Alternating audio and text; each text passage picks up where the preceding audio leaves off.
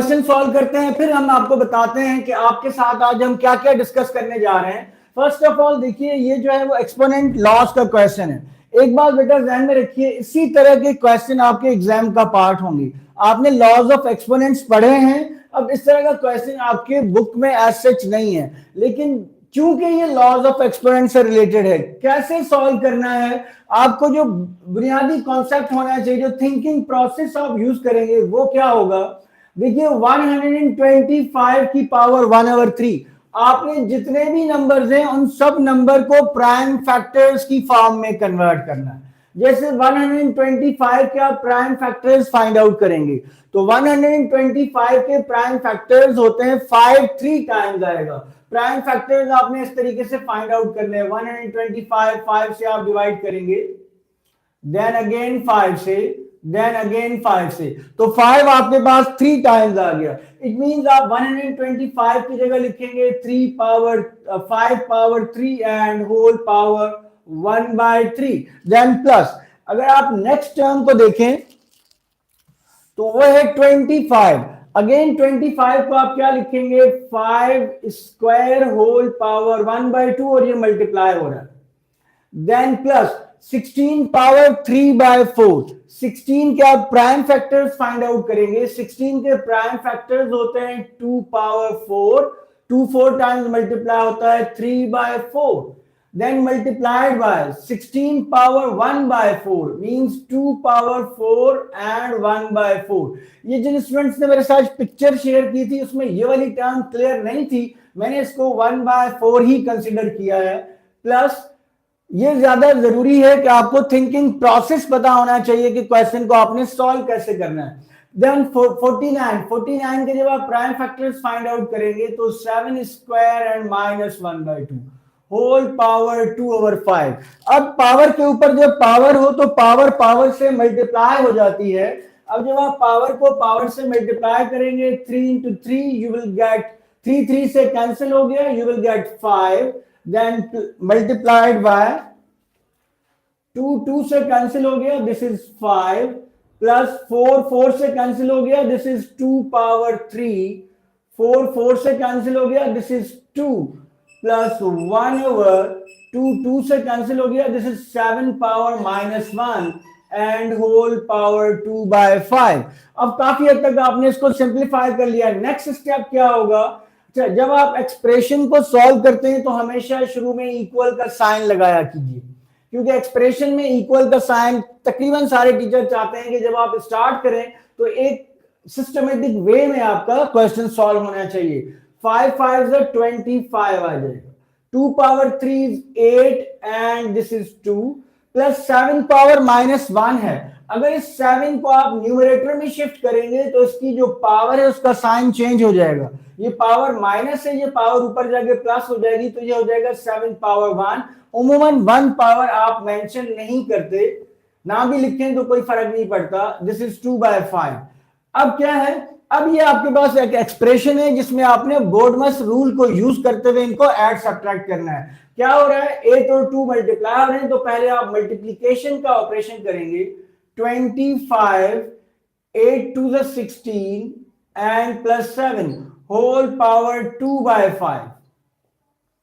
25 plus 16 41, 41 और 7 जो है वो 48 होते हैं, 48 पावर 2/5। ठीक है, अब आप 48 के प्राइम फैक्टर्स फाइंड आउट करेंगे। 48 के अगर मैं प्राइम फैक्टर फाइंड आउट करूं 2 के साथ, 2 4 1 2 6 3 एंड दिस इज 3, तो 4 टाइम्स जो है वो 2 आया है और 1 टाइम्स 3 आया है। इसका मतलब यह है 2 power 4 into 3 and whole power 2/5।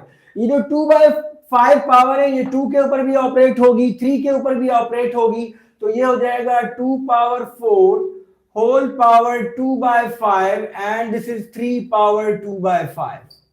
तो इसको आप सिंप्लीफाई कर सकते हैं। This is 2 power 8/5 and 3 power 2/5। This is your answer.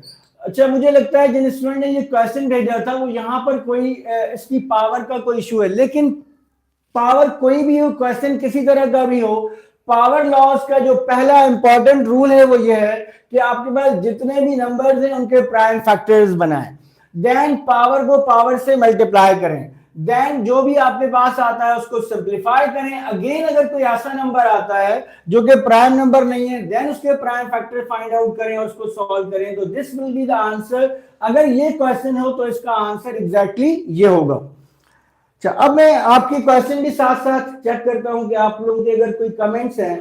अब हम एक जो है वो आपके पिछले साल का पेपर है, लास्ट ईयर का, उसके क्वेश्चंस का थिंकिंग प्रोसेस जो है वो आपके साथ शेयर करते हैं कि किस तरीके से आपने क्वेश्चन को देखने के बाद किस तरीके से क्वेश्चन को आपने सॉल्व करना है, और आपके साथ ये भी शेयर करते हैं कि जब आप पेपर सॉल्व करने लगे तो पहला स्टेप क्या होना चाहिए। आई होप कि ये आप साथ साथ करते जाते होंगे, वरना लेक्चर रिकॉर्ड हो जाएगा और मैं इसको अपलोड भी कर दूंगा, तो आप वहां पर भी ये सारा कुछ देख सकते हैं। अच्छा, अगर हम पेपर को देखें, जो आपका क्वेश्चन पेपर है, अगर हम उसकी बात करें तो उसके क्वेश्चंस को हम सॉल्व करना शुरू करते हैं। साथ अगर आपके कोई क्वेश्चंस हैं तो आप वो बता सकते हैं, मैं आपको साथ वो भी शेयर कर लेंगे, उन क्वेश्चन को भी सॉल्व करेंगे।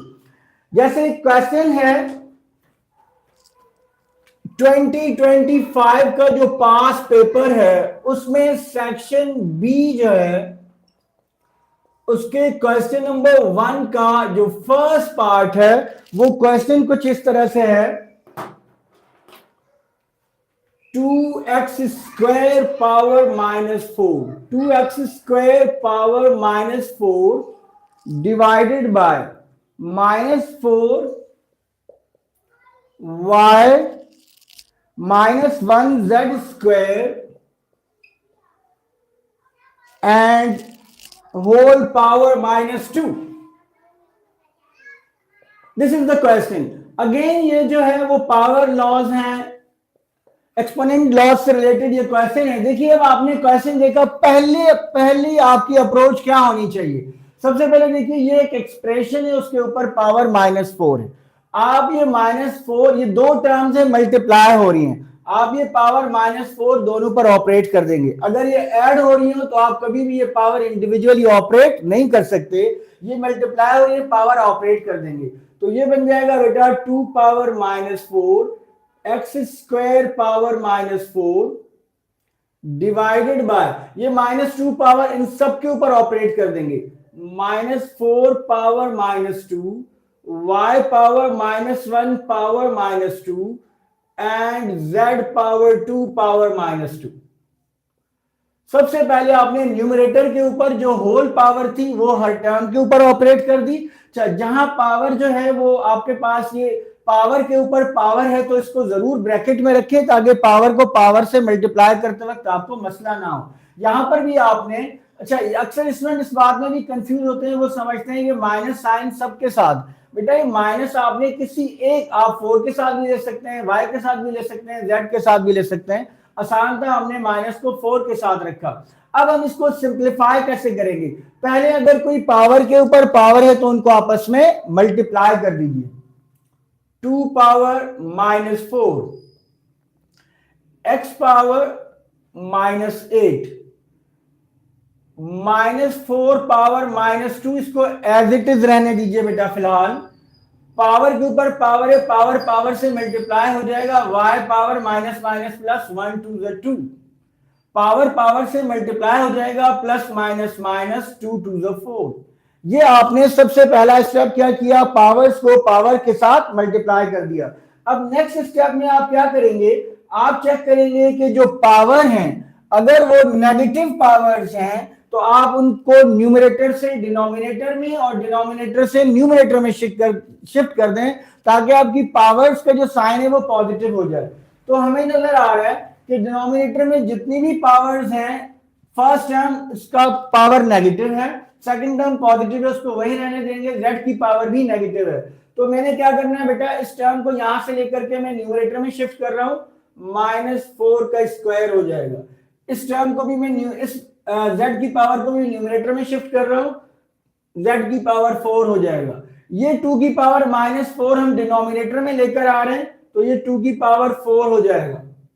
x की पावर -8 को भी हम डिनोमिनेटर में लेकर आ रहे हैं, तो ये x की पावर 8 हो जाएगा। अब क्या है, -4 का स्क्वायर, जहन में रखिए बेटा, नेगेटिव नंबर के ऊपर अगर इवन पावर हो तो जो नेगेटिव साइन है वो एब्जॉर्ब हो जाता है, वो प्लस में कन्वर्ट हो जाता है, क्योंकि -4 को अगर आप 2 दफा मल्टीप्लाई करेंगे तो माइनस माइनस प्लस हो जाएगा। तो आप डायरेक्टली लिख सकते हैं 4 का स्क्वायर होता है 16, यह है z की पावर 4।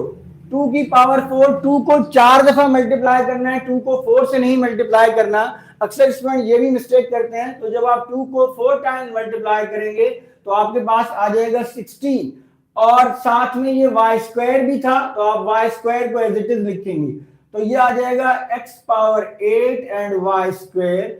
16 से कैंसिल हो गया बच्चे, तो ये आपके पास आ गया z power 4 divided bye x power 8 and y square. 16 से 1 टाइम्स कैंसिल हो गया।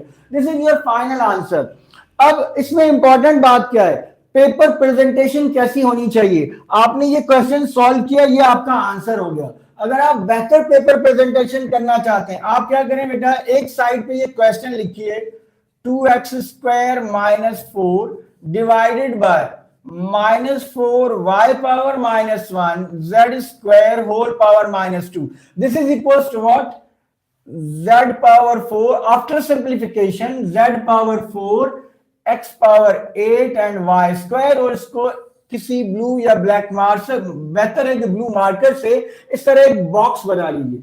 तो आपकी अगर पेपर प्रेजेंटेशन ऐसी रही और आपने क्वेश्चन भी ठीक सॉल्व किया हुआ, तो कोई शक नहीं कि आपको 100% पूरे मार्क्स मिलेंगे। और इससे एक और बात भी होती है, जो आपका एग्जाम चेकर है उसके जहन के ऊपर एक पॉजिटिव बात आती है कि इस स्टूडेंट को हर बात क्लियर है कि मैं क्या कर रहा हूं और मुझे इसको कैसे करना चाहिए। ठीक है, तो अब जो है वो, अगर आपका कोई क्वेश्चन हो बेटा तो आप लोग मुझे बताएंगे कि ये क्वेश्चन है, वो क्वेश्चन भी हम आपके साथ शेयर करेंगे। एक्चुअली आज जो है वो फर्स्ट टाइम था, फर्स्ट टाइम हम लाइव जा रहे हैं, तो कुछ सेटिंग्स का भी इशू था जो कि मुझे नहीं थी बात क्लियर कि ऐसे सेटिंग्स होंगी। आई होप के कुछ अब बेहतर हो गया होगा, आपको बोर्ड क्लियर नजर आ रहा होगा। कल आए, मैं कोशिश करूंगा कि पहले से प्रिपरेशन जो है वो 100% क्लियर हो, ताकि आप लोगों को समझने में और देखने में कोई प्रॉब्लम ना हो। अब अगर मैं नेक्स्ट क्वेश्चन देखूं, इसी के साथ जो और ऑप्शन है, हम क्या कर रहे हैं बेटा, 2025 का जो पेपर है फेडरल बोर्ड का, उस पेपर को सॉल्व कर रहे हैं आप। हम एक क्वेश्चन नहीं सॉल्व कर रहे बच्चे, ये बात ध्यान में रखिएगा। आप उस क्वेश्चन के थिंकिंग प्रोसेस की तरफ जाएं। मैं आपके साथ, अगर आप स्पीड थोड़ी तेज है तो आप मुझे बता सकते हैं, मैं स्पीड को स्लो कर लूंगा, ताकि आप जितने भी हम क्वेश्चन कर पाए, आप उन क्वेश्चन के थिंकिंग प्रोसेस को अप्रोच करें, ताकि कोई भी एसएलओ बेस्ड क्वेश्चन अगर एग्जाम में आए तो आप इजीली सॉल्व कर सकते हो। हम चलते हैं अपने नेक्स्ट क्वेश्चन की तरफ। क्वेश्चन नंबर 1 का और वाला जो पार्ट है वो सॉल्व कर रहे हैं। आप चाहें तो ये पेपर जो है मैं आपके साथ शेयर भी कर दूंगा, फेडरल बोर्ड की वेबसाइट से मिल भी सकता है, लेकिन मैं आपके साथ ये जो पेपर है इसका पीडीएफ आपके साथ मैं कमेंट्स में शेयर कर दूंगा। इसका जो सेकंड पार्ट है,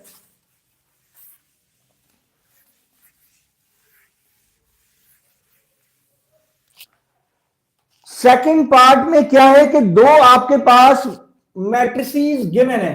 क्वेश्चन 1 का और वाला पार्ट आपके पास एक गिवन है, सॉरी दो सेट्स गिवन है। एक सेट ए है, उसके मेंबर हैं 1, 2 और 3।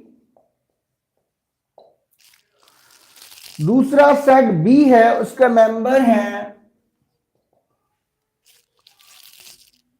4 और 5। ठीक है, ये दो सेट्स गिवन है। व्हाट इज रिक्वायर्ड, रिक्वायर्ड ये है find A cross B and write the elements of domain and range. क्या फाइंड करना है, ए क्रॉस बी। पहला आपका जो सवाल है वो है ए क्रॉस बी। सेकंड क्या फाइंड आउट करना है, डोमेन एंड रेंज। अगर आपको याद हो तो हमने बाइनरी रिलेशन का एक लेक्चर आपके साथ शेयर किया है। हमने आपको बताया था कि सिर्फ 3 बातें अगर आपको आती हो तो बाइनरी रिलेशन से आया हुआ कोई भी सवाल आप आसानी से सॉल्व कर सकते हैं। कौन सी 3 बातें आपको आती हो, एक, अगर आपको दो सेट्स का कार्टेशियन प्रोडक्ट आता है, दूसरा बाइनरी रिलेशन फाइंड आउट करना आता है कि वो क्या होता है, और तीसरा डोमेन और रेंज फाइंड आउट करना आता है, तो एसएलओ बेस्ड कोई भी क्वेश्चन नहीं होगा जो आप सॉल्व ना कर सकते हो। तो सबसे पहले देखते हैं कि ए क्रॉस बी कैसे फाइंड आउट करेंगे। बहुत आसान होता है, दो सेट्स का कार्टेशियन प्रोडक्ट, पहले बेटा आपने लिखा ए क्रॉस बी। अब ध्यान में रखें, अगर पहले ए लिखा हुआ है तो आप ए के एलिमेंट्स लिखेंगे, ए के एलिमेंट्स हैं 1 2 एंड 3 क्रॉस, फिर बी है तो आप बी के एलिमेंट्स लिखेंगे, बी के एलिमेंट्स हैं 4 और 5। जब आपने इनका कार्टेशियन प्रोडक्ट फाइंड आउट करना है, कार्टेशियन प्रोडक्ट के जो मेंबर्स हैं वो चूंकि एक सेट बनाते हैं, तो आपने इनको सेट की फॉर्म में लिखना है। सेट जब भी हम लिखते हैं हमेशा कर्ली ब्रैकेट लगाते हैं। अब आपने ऑर्डर्ड पेयर्स बनाने हैं, पहले 1 का इन सब एलिमेंट्स के साथ ऑर्डर्ड पेयर बनाएंगे। पहले 4 है तो आपने लिखा 1, 4। अक्सर स्टूडेंट बाय मिस्टेक ये वाला ब्रैकेट नहीं लगाते, स्मॉल ब्रैकेट नहीं लगाते। अगर आप स्मॉल ब्रैकेट नहीं लगाएंगे तो आपके नंबर कैंसिल हो जाएंगे बेटा, टीचर नंबर नहीं देंगी, क्योंकि ये स्ट्रिक्ट रूल है कि ऑर्डर्ड पेयर की फॉर्म हमेशा इन्हीं ब्रैकेट के साथ लिखी जाती है। तो पहले 1 4, देन 1 5, फिर 1 के साथ सारे एलिमेंट्स हो गए, दो ही एलिमेंट्स थे 1 4 1 5, फिर 2 के साथ 2 4 2 5, फिर 3 के साथ 3 4 एंड 3 5। ये आपका ए क्रॉस बी आ गया। सेकंड क्या है, फिर डोमेन फाइंड आउट करना है ए क्रॉस बी का, तो आपने लिखना है डोमेन, किसका डोमेन, ए क्रॉस बी का। आप ब्रैकेट में मेंशन कीजिएगा किसका डोमेन फाइंड आउट करने जा रहे हैं, ए क्रॉस बी का। ए क्रॉस बी का डोमेन क्या होता है, ये जितने भी ऑर्डर्ड पेयर हैं, इनके जो ऑर्डर्ड पेयर के जो पहले मेंबर्स हैं, इनको जब कलेक्ट करके आप एक सेट बनाएंगे तो वो डोमेन कहलाता है। पहले मेंबर क्या है, 1 है।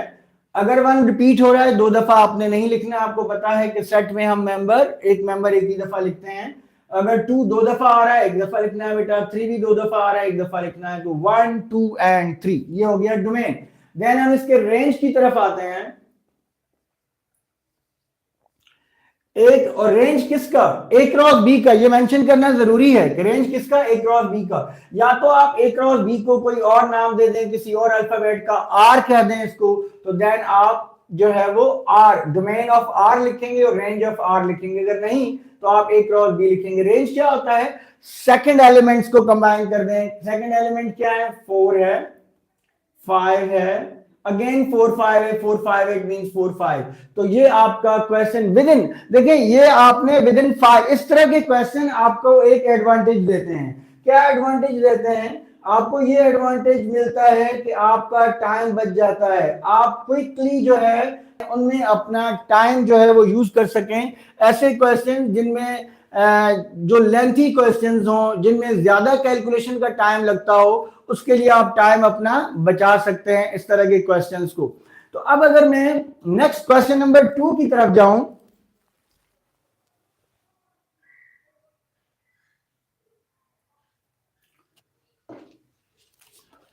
अच्छा एक स्टूडेंट जो है वो मैसेज कर रहे हैं कि सर काइंडली 9.7 जस्ट बेसिक्स बता दीजिए, बेसिक कॉन्सेप्ट बता दीजिए।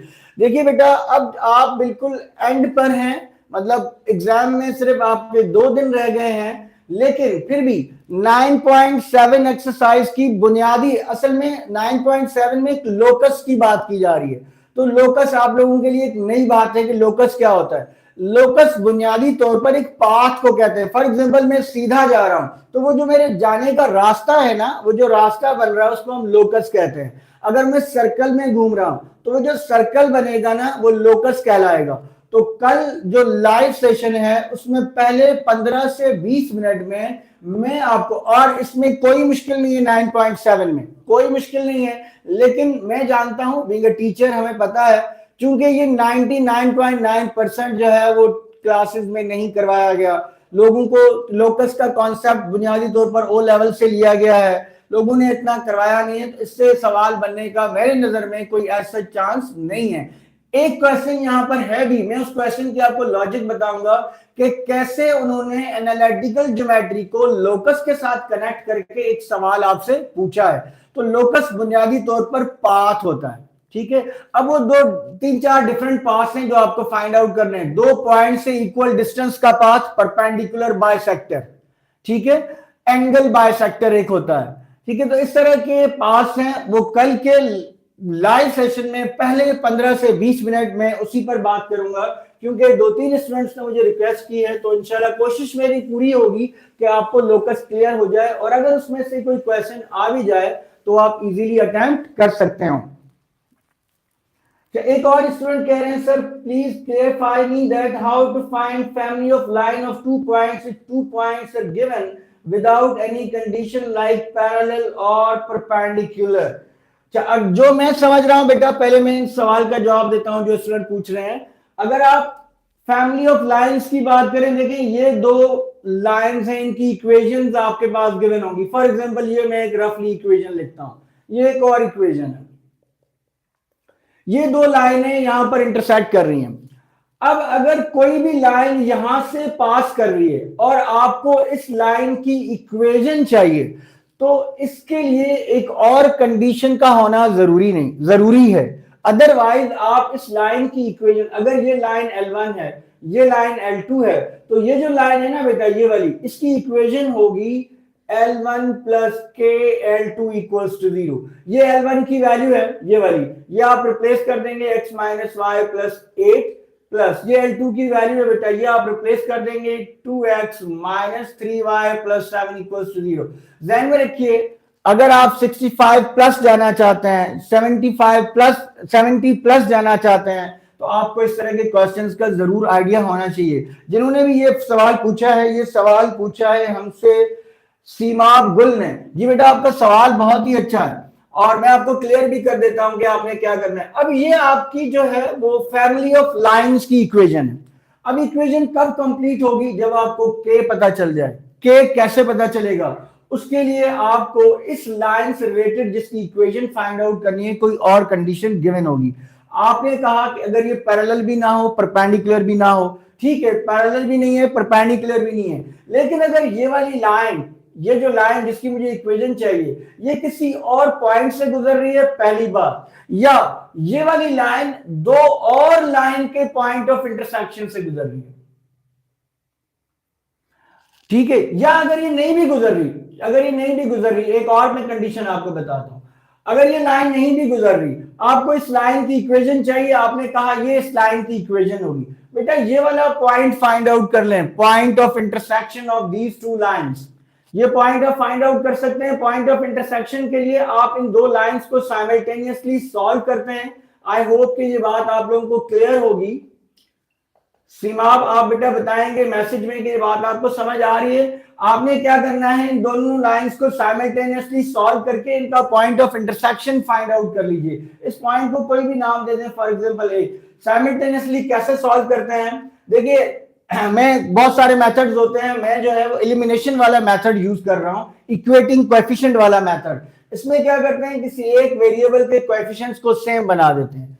आप x के कोएफिशिएंट्स को सेम बना दें, आप ऊपर वाली इक्वेशन को -2 से मल्टीप्लाई कर दे। मैं -2 से इसलिए मल्टीप्लाई करना चाह रहा हूं कि ये 2 है, ये -2 होगा, ऐड करेंगे तो वो कैंसिल हो जाएगा।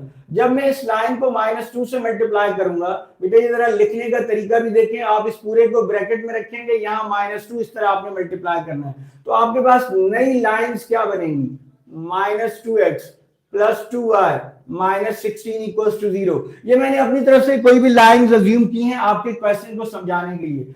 डिनोमिनेटर में क्या है, दिस प्लस 7 इक्वल्स टू 0।